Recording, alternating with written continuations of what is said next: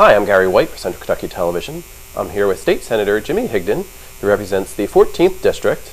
And as we're recording this on Thursday, August 22nd, that includes Marion, Washington, Nelson, Taylor, and Mercer counties. Correct.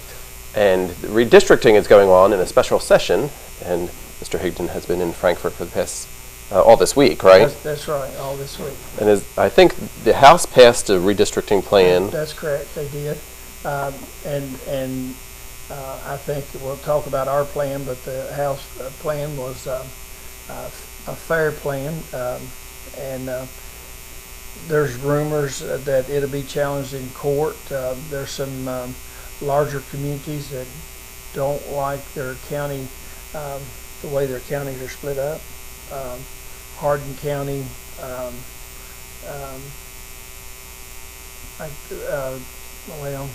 I forget what Higdon was one of the ones that complained quite a bit.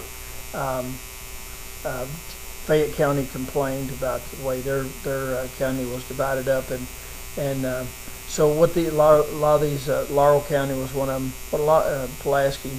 A lot of these larger counties, one is when they're more than one district. If they're larger than 43,000 people, they can be divided up. And some people think if with reason in these larger counties like Higdon County, there's almost enough population in Higdon County for 2 full representative districts. But as it is, about 6 different representative districts come in. And one of the things that really helps with redistricting, because redistricting is a numbers game, and the courts and the Constitution are very specific about what we're to do during redistricting. House seat, for example, there's 4.3 million people in Kentucky. A House seat would be about, divided by that by 100, a House seat would be about 43,000 people. And the courts have said you could have a 5% variance either way, so it'd be plus or minus 5%. So, so you could go up, 5% of 40,000, about 43,000, 2,000 and change. So you could have 45,000 or 41,000 people in that district. Well, and they have to be contiguous. It means they have to touch each other somewhere. Right. So you start in the east and work west, and you start in the west, start in the east and work toward the west, and you start in the west and work toward the east, and you start in the southern part of the state and work to the top. And that puts our area right in the middle, but it makes it easier when you're doing redistricting to cut these larger counties up in more than one slice. I was when I was state representative, Pulaski County, there was 5 of us. Pulaski County was cut into 5 sections, and I had 5 precincts out of the 5. And Pulaski County at that time kind of liked it because they had 5 different representatives representing their community, and so that was a good thing. Right. So give them 5 votes towards something for them. Right. So that was a good thing, but some counties don't see it that way, and so there was some concerns raised about that. But basically, the House plan was a fair plan. Was it perfect? No. But anyway, and then the Senate plan, but I guess we were talking about Representative Mills. He ended up with Marion, as you know, Marion, LaRue, and Greene County. Kim King, and this is viewed in Washington County. Kim King, who has Mercer County now, ended up with Mercer, Washington County. Mike Harmon, who used to have Washington County, ended up with Boyle, Casey, and and then David Floyd. Nelson County is big enough to be its own district, so Nelson County is a district all to its own, and they could have split Nelson County up into 4 or 5 different districts also, but they left Nelson County as one district, and so it's worked out very well for David Floyd, Representative David Floyd. But again, the House plan there were 8 individuals, 4 Democrat, 4 Republicans that will have to run against each other. That's much better than it was before. They split the minimum number of counties that they could. So I think the House tried to follow the letter of the law, and I think that the House followed the Senate's lead in the Senate leadership with the approval of the senators in the Senate. One of the things we took a lot of grief over the last redistricting, where we put a lot of senators together, a lot of when you do redistricting, the majority party controls everything. So in that last redistricting, we put several of the minority party, the Democrats, we put several of those senators together. In fact, we even moved one senator out of our district, and that was part of the lawsuit. And one of the things I heard day in and day out is why don't you all do a fair plan? And we've heard that, and we did a very fair plan. And we treated everybody fairly. We didn't put any senators together.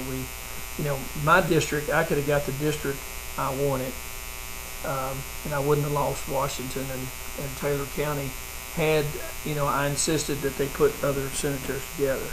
And I wouldn't have had the pressure. I lost Taylor County because of the pressure coming from Western Kentucky, because they lost population, so they moved this way to get their numbers.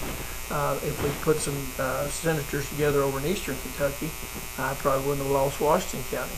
But again, that pressure was coming that way, because they needed population for, It's a good to know. Yeah, because they lost population in the east and west and the south, and all the growth was in the middle of the state. And who's in the middle of the state? The 14th Senate District. Right. So I got pushed from both sides in the bottom. So, but I agree 100% with what we did. Okay, with the Senate leadership, I agree that we were kinder and gentler, and we took the gotcha politics out of redistricting. We did a very fair plan. You won't hear anybody complain about the way we did the plan. Now, personally, it came at a huge cost to myself and a couple of my counties, especially Taylor and Washington County, that I ended up losing because I did support, doing it the right way. Yeah. I hate that I lost them. It's been one of those weeks I felt like I had a little empty spot, and it was very rewarding. A lot of Washington County people and a lot of Taylor County people were calling and wanting to see if we could change the district somehow. But again, it was just the numbers to make it work. That's the way it worked out. We had, like I said, there was a federal lawsuit filed in Northern Kentucky, so we had a three-judge panel that was overseeing redistricting, and they threatened if we didn't get it right that they were going to do it themselves. And so the Senate leadership tried to do everything by the book, and again in the Senate there's 38 members, and divide that into the 4.3 million, you get about 114,000 plus or minus the 5%. So each district could be plus or minus 5%, and we've done that in every county except one, and we go under the variance. The Kentucky Constitution says one person, one vote, and that's what we're trying to get to, one person, one vote, because you don't want people, the districts we have now, people are underrepresented really, really bad in some sections of the state, especially Northern Kentucky. So the House voted on theirs, and theirs was their own proposal, and the Senate came up with their own proposal. That's correct. But they both need to be passed by the other House, correct? That's correct. So tomorrow, on Friday, the Senate's supposed to vote on. We will.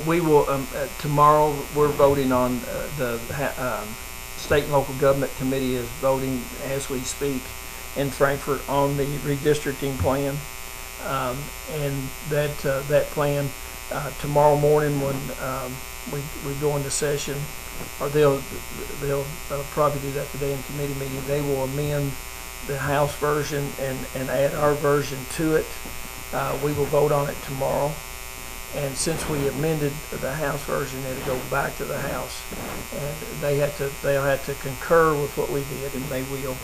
And then it goes to the governor for a signature. Now, there's an emergency clause on it, and there's my understanding of the emergency clause is once the governor signs it, those districts change. So once the governor signs it, I will be representing my new district, not my old district. That's my understanding. And what is this new district for you? The new district is Casey, Marion, Nelson, Spencer, and Jefferson, part of Jefferson County. Okay, so you lost Mercer as well. I lost Mercer. I lost 3/5 of my district, so I lost 3 counties, 3 out of 5. So I took a big hit.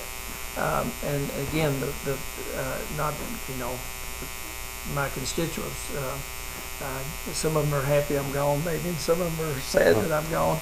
I'm sad that I lost those 3 counties because I had a great district, and I love serving all those people in that district. But like I said, the redistricting is a numbers game, and the numbers had to be exact. And when you start piecing all those counties together and make it work, I talked to Senate leadership about getting Washington County back and Taylor County, and the numbers just would not work. And because it's got to be within the plus or minus 5%. So. And for the Senate, that's about one. Well, you got to about 5,500, something like that. Because it's 100 and some people, right? Well, 100 and some thousand. Well, you got the 4.3 million divided by 38. It's 114,000 and change, and then so 5% of 114,000. Right. I know it's over 5,000, so it's about 120,000 down to 109,000. You have to be in that. And with the Senate, you can't break up a county unless it's more than 114,000, right? And that's correct. And there's only 4 counties in the state you can do that to. You can do that in, and Jefferson, Fayette, and I think it's Boone and Kenton County up in northern Kentucky. So very few counties that you can break up as a, that's big enough to be a Senate district. So.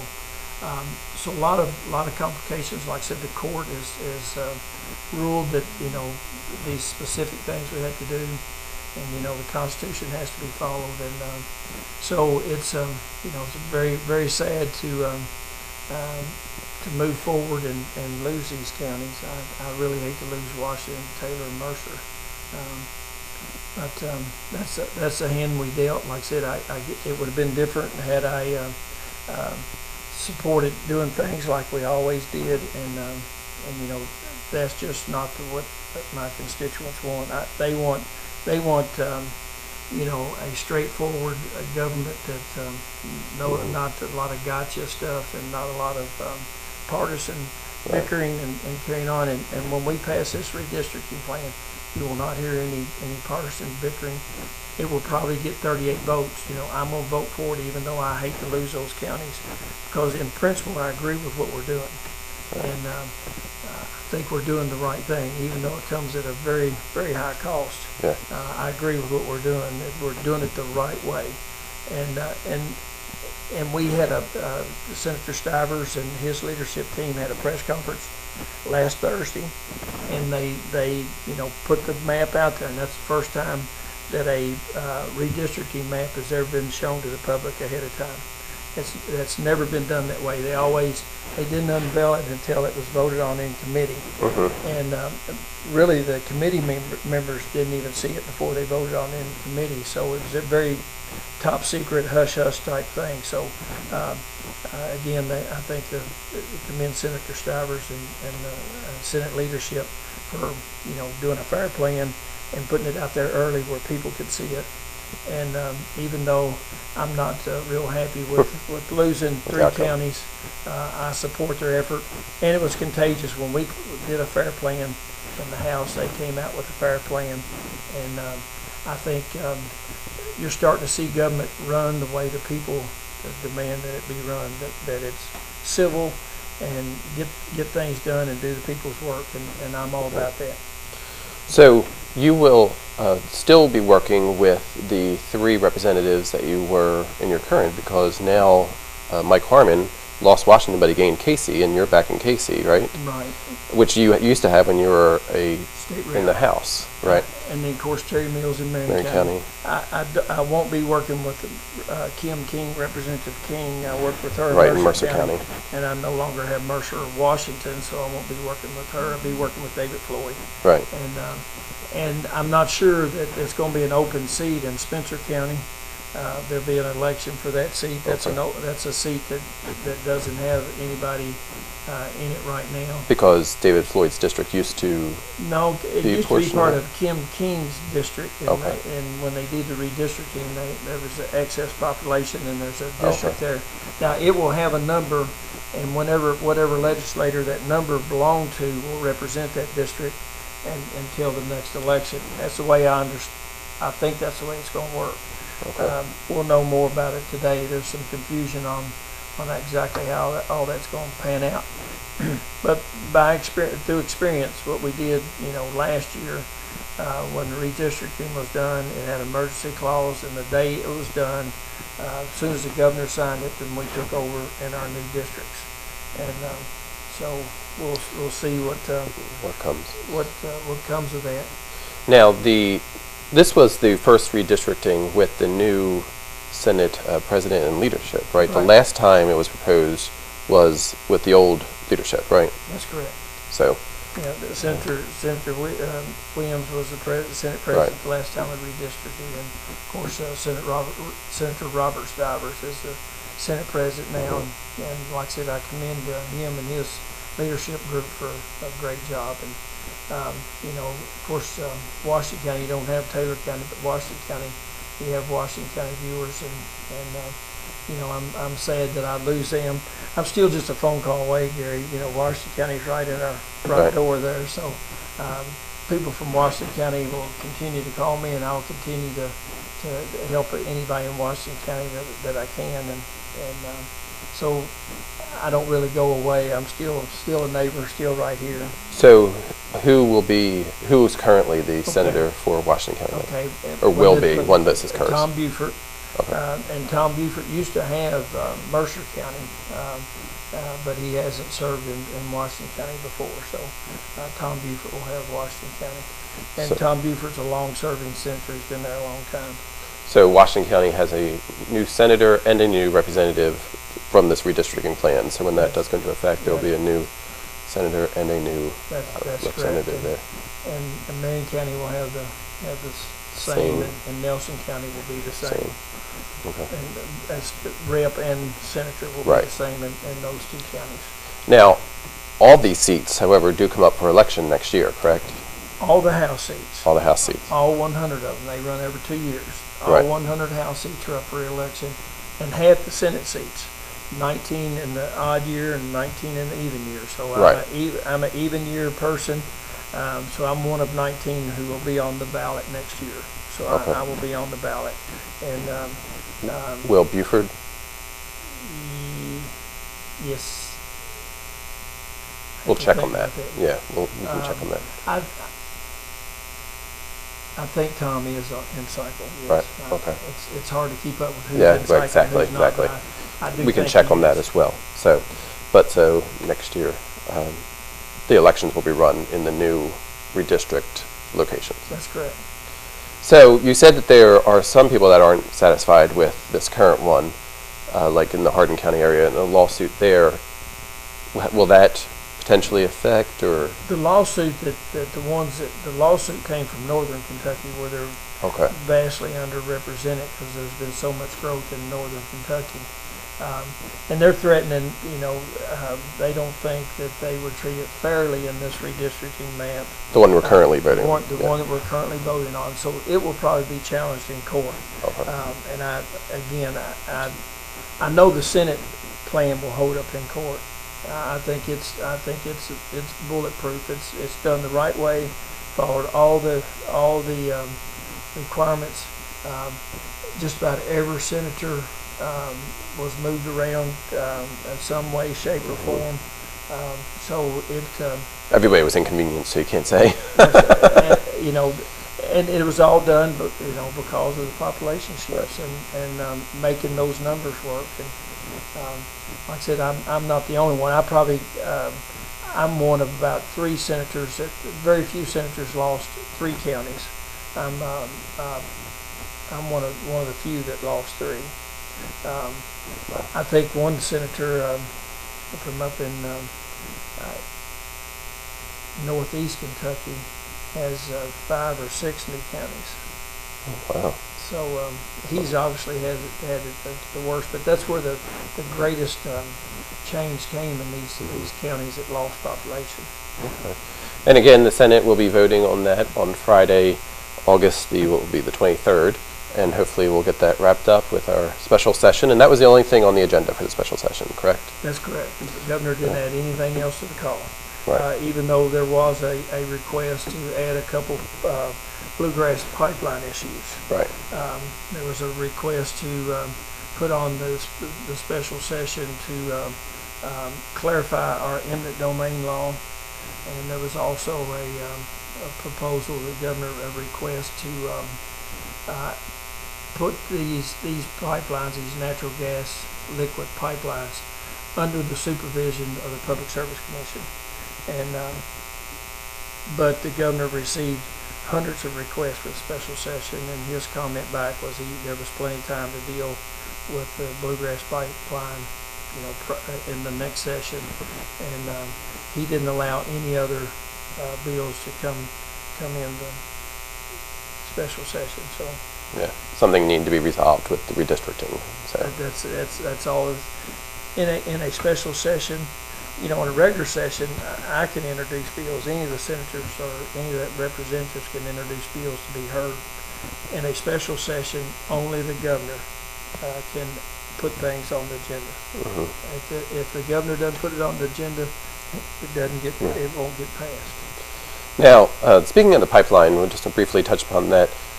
We started going to stuff when there was just in Nelson County was the original county that was kind of bringing all this stuff up, but it has since expanded right. into Washington County and Marion County as well.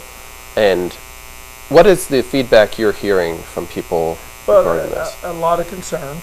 A lot of people are, just don't know anything about these natural gas liquids, and so a lot of concern. There's a lot of concern about, property rights, mm-hmm. Private property rights, and which is a very big concern of mine. There's rumor that the owners of this pipeline might use eminent domain, mm-hmm. and eminent domain is where you pretty much take somebody to court and you go across their property whether they want you to or not. Like I said, I know I was in the legislature in the House in 2006 when we updated our eminent domain laws, and it clearly states it has to be for public use, and this pipeline does not qualify for public use. So that is a big question and a big concern is the private property rights. The other concern is that there's very little oversight of this pipeline. There's pipelines all over Kentucky, natural gas pipelines that came through here years ago. They're regulated by the Public Service Commission. They're a utility. It is for public use. They meet that criteria. The Public Service Commission also oversees electric transmission lines and water lines and all those utilities. But the Bluegrass Pipeline is not a utility, so there's no oversight by the Public Service Commission. So there is a concern that somewhere in state government this pipeline needs to be accountable for the safety and of our citizens of the Commonwealth. We need to make sure that we address that issue, that there is oversight. So those are the two big issues, and we'll continue to work on those. So there's a meeting tonight. There's a meeting tonight in Springfield, St. Rose, and we will attend that. And I've been to several meetings, and it's a very, very important issue. and so we need to. It's one that requires a lot of discussion, and we will continue to do that and find out exactly what it is we need to do. Well, again, I've been talking with State Senator Jimmy Higdon, who represents the 14th District here in Kentucky, and as we're recording this, it was Taylor, Marion, Washington, Mercer, and Nelson counties. With the redistricting that will be voted on Friday the 23rd, it will be Casey, Marion, Nelson, Spencer, and a portion of Jefferson County, right? That's correct. And so we'll keep you up to date on how that turns out. And we're glad you'll still be here in Marion County and Nelson County, that we can still work with you there. Well, I tell this story, last year when we did redistricting, one week I was in the doghouse. The Senate leadership was mad at me over something which happened, from time to time. Yeah. And my district moved out of Marion County. It went up to Bullitt and Nelson. So I didn't even live in my district in one of the versions I saw last year. So yes, it is important that you keep your home county, and Marion is safe. It's kind of ironic. The only county I lost the last time was Nelson. This time the only county I kept was Nelson. Yeah. So again, it's I do hate losing Washington, Mercer, and Taylor County. I really do. But I understand the concept, and I support why it was done. That doesn't make the pill any easier to swallow. Right. But we did the right thing for the right reasons, and I guess this part of Kentucky paid a little heavier price than a lot of other places, and because again, when you push in from both sides and from the bottom, you kind of see what we get. We're pushed north, and that's where the population growth is. So that's why I ended up part of my district in Jefferson County. Well, it's been Gary White for Central Kentucky Television here with State Senator Jimmy Higdon.